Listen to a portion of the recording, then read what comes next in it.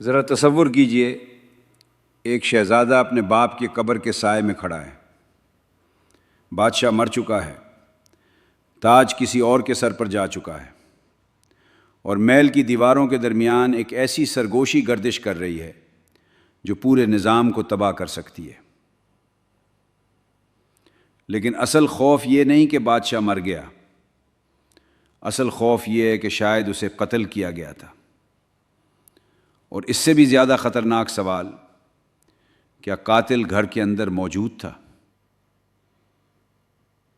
400 سال گزر چکے ہیں، سلطنتیں اٹھیں، سلطنتیں گریں، فلسفے بدل گئے، سائنس نے دنیا کا نقشہ تبدیل کر دیا، مگر ایک سوال آج بھی زندہ ہے۔ ہیملٹ آخر فیصلہ کیوں نہ کر سکا؟ وہ انتقام لینے میں اتنی دیر کیوں کرتا رہا؟ اور کیا یہ صرف ایک شہزادے کی کہانی تھی، یا انسانی ذہن کے اندر چلنے والی سب سے خطرناک جنگ؟ دنیا شیکسپیئر کو صرف ایک ڈرامہ نگار کے طور پر جانتی ہے، لیکن بہت سے لوگوں کے نزدیک وہ ایک ایسا شخص تھا جس نے انسانی نفسیات کے وہ راز لکھ دیے تھے جنہیں سائنس صدیوں بعد سمجھنے کی کوشش کرتی رہی۔ اسی لیے ہیملٹ صرف ایک ڈرامہ نہیں، یہ انسانی شعور کی پوسٹ مارٹم رپورٹ ہے۔ کہانی ڈنمارک کے ایک سرد اور خاموش قلعے سے شروع ہوتی ہے۔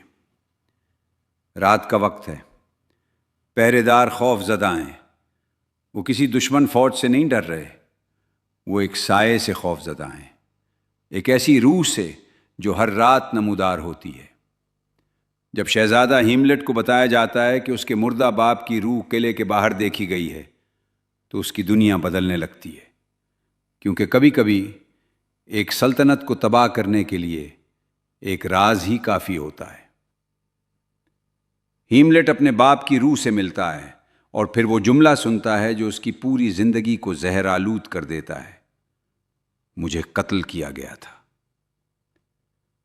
قاتل کوئی دشمن نہیں تھا، کوئی بیرونی حملہ آور نہیں تھا، قاتل اس کا اپنا چچا تھا، وہی شخص جو اب تخت پر بیٹھا تھا، وہی شخص جس نے بادشاہ کے مرنے کے فوراً بعد ملکہ سے شادی کر لی تھی۔ یہاں سے کہانی ایک عام انتقامی داستان بن سکتی تھی، تلوار نکلتی، قاتل مارا جاتا، قصہ ختم ہو جاتا، مگر شیکسپیئر یہاں ایک ایسا موڑ لاتا ہے جس نے ادب کی تاریخ بدل دی۔ ہیملٹ یقین نہیں کرتا، وہ سوال اٹھاتا ہے، وہ ثبوت مانگتا ہے، وہ شک کرتا ہے، حتیٰ کہ اپنے مردہ باپ کی روح پر بھی۔ اور یہی وہ لمحہ ہے جہاں ہیملٹ قرون وسطیٰ کے انتقام لینے والے ہیرو سے نکل کر جدید انسان بن جاتا ہے۔ ایک ایسا انسان جو صرف یہ نہیں پوچھتا کہ کیا ہوا، بلکہ یہ بھی پوچھتا ہے، کیا میں جو جان رہا ہوں وہ واقعی سچ ہے؟ اصل سوال یہ ہے، کیا علم انسان کو مضبوط بناتا ہے یا مفلوج؟ ہیملٹ جتنا زیادہ جانتا جاتا ہے اتنا ہی زیادہ غیر یقینی کا شکار ہوتا جاتا ہے۔ اسے اپنی ماں پر شک ہونے لگتا ہے، اپنے چچا پر شک ہونے لگتا ہے، اپنی محبت اوفیلیا پر بھی یقین نہیں رہتا، حتیٰ کہ خود اپنے ذہن پر بھی نہیں۔ اور شاید یہی وجہ ہے کہ دنیا بھر کے فلسفی، ماہرین نفسیات اور ادیب آج تک ہیملٹ پر بحث کرتے ہیں، کیونکہ یہ صرف ایک شخص کی کہانی نہیں، یہ ہم سب کی کہانی ہے۔ ہم بھی فیصلوں کے سامنے کھڑے ہو کر رک جاتے ہیں، ہم بھی سچ جاننا چاہتے ہیں، لیکن جب سچ سامنے آتا ہے تو اکثر اسے قبول نہیں کر پاتے۔ اوفیلیا ہیملٹ سے محبت کرتی ہے، لیکن ہیملٹ اب محبت سے آگے نکل چکا، اس کے اندر شک کا ایک طوفان چل رہا ہے۔ وہ کبھی اوفیلیا کو قریب بلاتا ہے، کبھی اسے دھتکار دیتا ہے، کبھی محبت کا اظہار کرتا ہے اور اگلے ہی لمحے سب کچھ جھٹلا دیتا ہے، کیونکہ جب ایک انسان کے اندر جنگ شروع ہو جائے تو سب سے پہلے اس کے قریبی لوگ زخمی ہوتے ہیں۔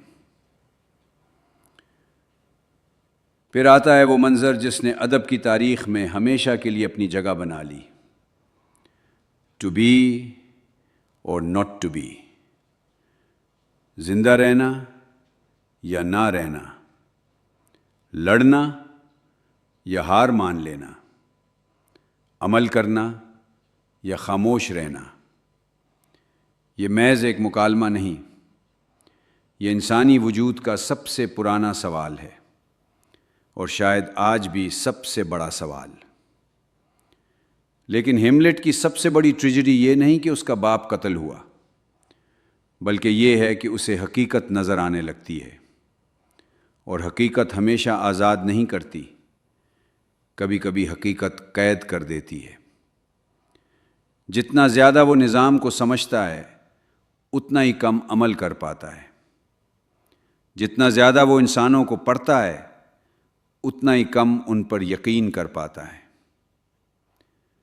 کیا آپ کو لگتا ہے یہ سب محض اتفاق ہے، یا شیکسپیئر ہمیں کچھ اور بتانا چاہ رہا تھا؟ شاید طاقت کا نظام ہمیشہ ایسا ہی ہوتا ہے، تخت کے قریب سچ کم اور مفادات زیادہ ہوتے ہیں، رشتے کم اور سودے زیادہ ہوتے ہیں، محبت کم اور طاقت زیادہ ہوتی ہے۔ آخرکار ہیملیٹ ثبوت حاصل کر لیتا ہے، اسے یقین ہو جاتا ہے کہ قاتل واقعی اس کا چچا ہے، لیکن تب تک بہت دیر ہو چکی ہوتی ہے۔ ایک غلطی دوسری غلطی کو جنم دیتی ہے، ایک موت دوسری موت کو، اور پھر پورا محل ایک ایسے سلسلہ وار تباہی کے عمل میں داخل ہو جاتا ہے جسے کوئی روک نہیں سکتا۔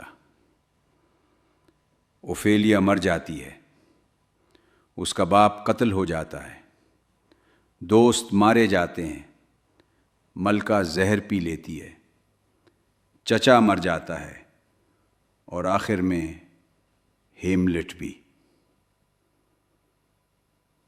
سب ختم ہو جاتا ہے، مگر عجیب بات یہ ہے کہ اصل سوال باقی رہ جاتا ہے۔ جرمن فلسفی نتشے نے ایک بار لکھا تھا، علم عمل کو قتل کر دیتا ہے۔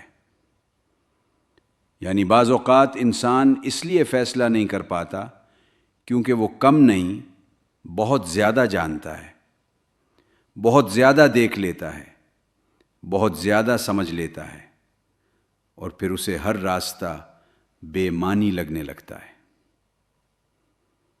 شاید اسی لیے ہیملیٹ آج بھی زندہ ہے، کیونکہ وہ صرف ڈنمارک کا شہزادہ نہیں، وہ ہر اس انسان کا عکس ہے جو سچ جاننے کے بعد خاموش کھڑا رہ جاتا ہے، جو فیصلہ کرنا چاہتا ہے لیکن کر نہیں پاتا، جو دنیا بدلنا چاہتا ہے لیکن پہلے خود کو سمجھنے میں الجھ جاتا ہے۔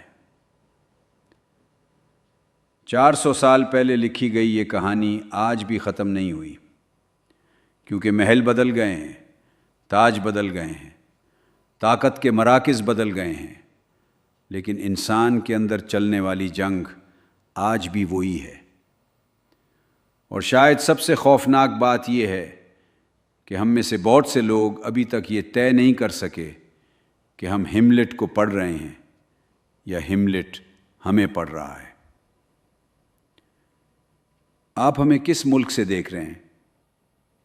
اور اگر آپ ہیملیٹ کی جگہ ہوتے تو کیا واقعی انتقام لے لیتے، یا پھر سچ جان لینے کے بعد آپ بھی خاموش ہو جاتے؟